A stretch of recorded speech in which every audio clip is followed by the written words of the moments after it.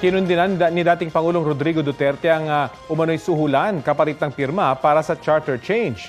Sa isang interview, sinabi ni Duterte na hindi siya pabor sa People's Initiative sakaling totoo ang umano'y pamimigay ng pera sa signature drive.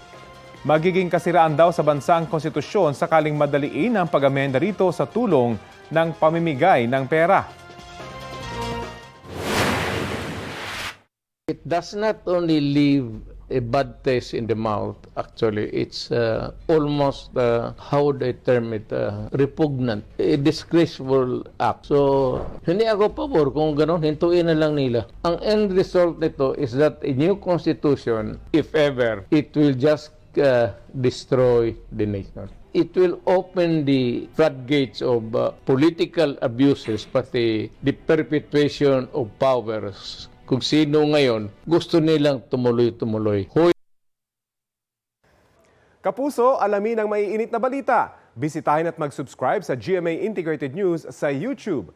Sa mga kapuso abroad, samahan nyo kami sa GMA Pinoy TV at sa www.gmanews.tv.